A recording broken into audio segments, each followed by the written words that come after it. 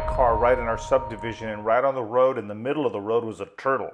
And I felt like the Good Samaritan. I should pick it up and take it over to the edge of the road by the pond that's right there in the subdivision. I figured it lived somewhere near there and it would go into the water for safety, but nope, it went right into its shell, terrified that I'd picked it up. It was shell shocked. You know, shell shock was a term that we used in World War I and World War II when soldiers under stress could no longer cope with the trauma that was all around them. And we would have to send them to hospitals so that they could seek aid to be helped. But it's not just soldiers. We have a fancy term for it now called post-traumatic stress disorder, PTSD.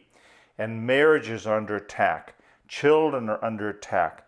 We live in a society where there's so much pressure upon us at work, traffic, noise, stimulus. It's enough to drive someone crazy. No wonder people want to get into a shell. All of us suffer forms of PTSD, shell shock. And God doesn't want us to suffer shell shock. Eventually, the turtle, after leaving it alone for 40 minutes, stuck its head out of the shell and then started to walk around. I thought, wow, there's hope for that turtle yet. It will come alive and function like it's supposed to. Well, Jesus came to this earth, was acquainted with sorrow, and he did the things that are necessary. He raised the dead. He healed the sick. He walked among us. It says he wept when there was death. He rejoiced. He fed the multitudes when they were hungry. Who else can care for us so much?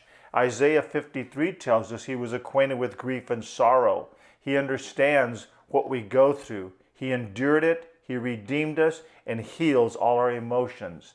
If we will just go to him and allow him to do that. God wants us to be healed so that we don't have to live in a shell, fearful of reaching out to people. We're not to be self-centered and self-imploded.